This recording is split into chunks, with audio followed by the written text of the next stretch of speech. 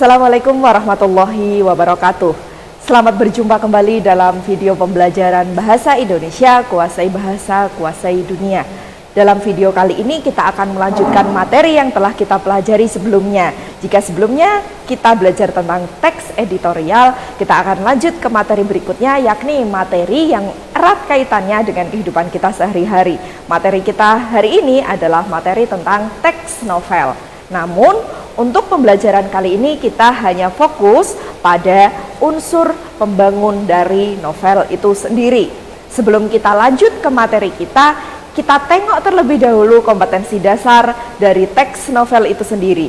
Ada dua kompetensi dasar dari pembelajaran teks novel. Yang pertama ada KD 3.4 dan juga KD 4.4, menganalisis isi dan kebahasa novel dan juga merancang sebuah novel atau novelet. Itu adalah kompetensi dasarnya. Yang kita pelajari hari ini hanya bagian menganalisis isi dari novel. Kita lanjutkan. Dalam menganalisis isi novel, kita harus menganalisis terlebih dahulu struktur isi dari novel itu. Apa saja sih struktur dari novel? Struktur dari novel tidak jauh berbeda dengan struktur cerpen, karena sama-sama prosa ya, yakni yang pertama adalah abstrak. Bagian ini merupakan bagian awal dari sebuah cerita atau kisah dalam novel. Biasanya ada ringkasan sedikit, ringkasan cerita dari novel itu. Bagian yang berikutnya adalah bagian orientasi atau bagian pengenalan. Sebuah novel biasanya oleh pengarang dikenalkan bagian awalnya melalui dua cara. Ada yang melalui pengenalan tokoh terlebih dahulu, ada juga yang melalui pengenalan latar atau settingnya. Bagian yang berikutnya adalah bagian komplikasi atau struktur komplikasi. Di bagian ini, permasalahan dalam novel atau konflik itu mulai muncul, mulai timbul masalah-masalah. Nah, struktur berikutnya setelah bagian komplikasi, yakni bagian evaluasi. Di bagian evaluasi ini, permasalahan atau konflik yang tadinya muncul di bagian komplikasi mulai menuju ke titik puncak, mulai mendekati klimaks. Jadi di bagian ini cerita itu mulai mengarah ke bagian inti. Ini adalah bagian evaluasi. Selanjutnya struktur yang berikutnya yaitu bagian resolusi.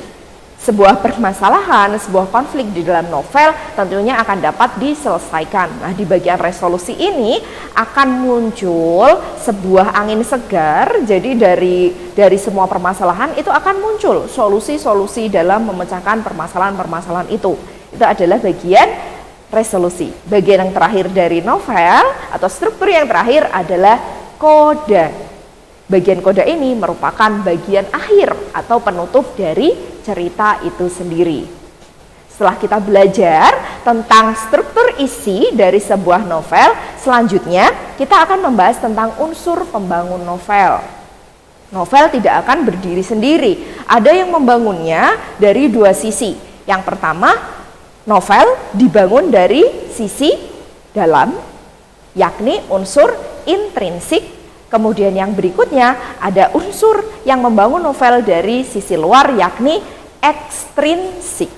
Jadi ada intrinsik, ada ekstrinsik. Kita bahas yang pertama terlebih dahulu, yakni intrinsik. Unsur intrinsik sebuah novel sama dengan cerpen, sama dengan jenis prosa yang lain. Yang pertama adalah tema. Tema ini merupakan unsur dari novel yang paling utama. Tema ini merupakan gagasan utama dari kisah-kisah atau cerita yang dituangkan dalam novel itu sendiri. Tema ini merupakan landasan atau sesuatu yang melatar belakangi sebuah cerita dari novel secara keseluruhan. Tema ini bersifat general, bersifat umum, dapat kita ambil, dapat diangkat dari cerita-cerita kehidupan yang erat kaitannya dengan kehidupan kita sehari-hari, dekat dengan kehidupan kita sehari-hari. Kasih sayang seorang ibu, perjuangan, kemudian permasalahan-permasalahan hidup dalam kehidupan bermasyarakat, persahabatan, dan lain-lain. Itu adalah bagian tema. Unsur dari novel yang kedua adalah alur atau plot. Alur ini adalah rangkaian cerita, rangkaian peristiwa, runtutan. Jadi alur ini ada dua, ada alur maju, ada alur mundur. Alur maju disebut alur maju atau progresif ini jika penulis atau pengarang itu menceritakan kisah atau cerita dalam novel secara runtut, mulai dari pengenalan, kemudian muncul konflik sampai konflik itu selesai, itu berarti maju. Namun jika dibalik, tiba-tiba penulis itu memunculkan konflik, kemudian penyelesaiannya seperti apa, baru diceritakan ulang. Latar belakangnya itu sebetulnya apa? Mundur, itu namanya adalah alur mundur. Jelas ya bedanya? Unsur intrinsik dari teks novel yang ketiga adalah tokoh dan penokohan. Tokoh merupakan seseorang yang dijadikan sebagai pelaku di dalam cerita novel itu sendiri. Sedangkan penokohan di sini adalah penggambaran watak, karakter, sifat dari tokoh itu sendiri. Tokoh di dalam sebuah novel ada bermacam-macam jenis. Di sini contohnya ada tokoh protagonis, ada tokoh antagonis, tritagonis, dan figuran. Jelas bedanya? Kalau protagonis itu biasanya tokoh utama yang baik, kemudian antagonis itu adalah tokoh lawan dari tokoh utama. Orang mengidentikan antagonis itu jahat, tritagonis itu tokoh penengah, kemudian figuran ini adalah tokoh yang sepintas lalu, tidak mempengaruhi jalannya cerita, tidak mempengaruhi alur. Kemudian penulis dalam menceritakan atau menggambarkan watak tokoh memiliki dua metode. Yang pertama adalah penokohan secara analitik, secara langsung, secara naratif, tersurat di dalam cerita. Yang kedua adalah penokohan secara dramatik, berarti tersirat, tidak secara langsung. Jadi pembaca harus menganalisis terlebih dahulu karakter dari tokoh itu. Itu adalah tokoh dan penokohan. Kemudian unsur intrinsik berikutnya adalah latar atau setting. Latar atau setting tidak melulu hanya tentang tempat saja. Ada 3 latar atau setting, yakni ada latar waktu, ada latar tempat, ada latar suasana.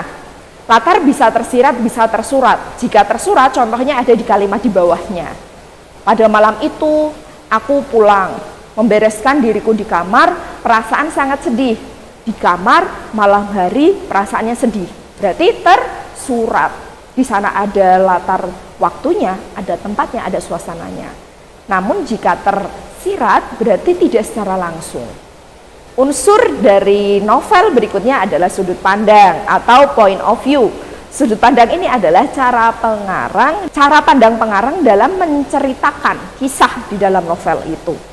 Sudut pandang itu ada 2 ya, ada sudut pandang orang pertama, ada sudut pandang orang ketiga. Tidak ada sudut pandang orang kedua. Sudut pandang orang pertama berarti menggunakan kata ganti orang pertama. Aku, saya, berarti pada posisi ini si penulis itu menjadi tokoh utama dalam cerita yang ditulisnya. Kata gantinya aku, saya. Nah, sedangkan sudut pandang orang ketiga ini si penulis tidak menjadi tokoh utama di dalam cerita. Penulis ini berarti memilih tokoh lain yang dijadikan sebagai tokoh utama. Bisa itu tokoh khayalan atau berdasarkan imajinasinya si penulis. Penandanya biasanya menggunakan kata ganti dia, ia, ataupun menggunakan nama diri dari tokoh itu. Jelas ya? Setelah sudut pandang, unsur intrinsik yang terakhir dari sebuah teks novel yakni amanat. Seorang penulis novel tidak mungkin menulis novel tanpa sebuah alasan. Biasanya mereka, si penulis ini, menyisipkan sebuah pesan di dalam cerita, di dalam kisah yang mereka tulis dalam novel, sehingga nantinya pembaca itu dapat menangkap pesan-pesan yang ingin disampaikan penulis melalui novel-novel mereka ini. Contohnya, misalnya ketika penulis mengangkat sebuah tema perjuangan. Amanat apa sih yang nantinya ingin disampaikan penulis? Misalnya, amanatnya adalah jangan menyerah, teruslah berjuang hingga berhasil. Misalnya seperti itu. Itu adalah sebuah amanat. Jelas ya? Bagian berikutnya adalah unsur ekstrinsik dari novel. Jika tadi unsur intrinsik, kita mulai dari tema sampai amanat, unsur ekstrinsik ini tidak banyak. Yang pertama adalah biografi pengarang. Biografi pengarang itu membangun sebuah novel dari luar. Biografi atau latar belakang penulis ini sangat mempengaruhi isi dari cerita dalam sebuah novel. Yang dimaksud unsur biografi di sini merupakan unsur tentang latar belakang penulis. Di antaranya tempat tinggalnya penulis, keluarganya seperti apa, latar belakang pendidikannya, kemudian lingkungan keluarganya, dan lain-lain. Ini sangat mempengaruhi. Selanjutnya, unsur ekstrinsik yang kedua adalah situasi dan kondisi. Artinya, keadaan sosial ini turut mempengaruhi isi dari sebuah kisah dalam novel itu sendiri. Jadi, coba kita bayangkan ketika novel yang dibuat pada zaman kolonial, misalnya, tentu akan berbeda dengan novel yang dibuat oleh penulis di zaman kemerdekaan. Kalau zaman dulu mungkin topik-topik yang diangkat ya seputar penjajahan, pembunuhan, kawin paksa. Tapi kalau sekarang jauh lebih beragam. Pun dengan novel yang dikarang oleh orang yang hidup di tengah masyarakat metropolis itu cenderung berbeda dengan novel yang dihasilkan oleh pengarang yang hidup di kawasan atau di tengah masyarakat yang masih memegang adat tradisional misalnya. Unsur ekstrinsik yang terakhir yang turut membangun sebuah teks novel adalah nilai-nilai. Nilai ini yang terkandung di dalam novel ini turut melatar belakangi cerita di dalam novel itu. Jalan ceritanya dari awal sampai dengan akhir itu turut melatar belakangi ya nilai-nilai ini. Unsur nilai di dalam novel ini berkaitan dengan nilai-nilai yang terkandung di dalam novel itu sendiri.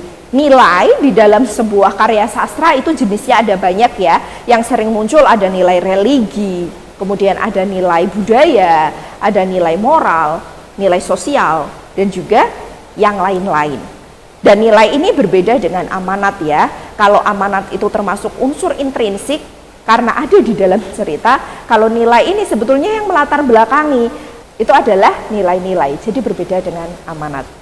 Jelas ya?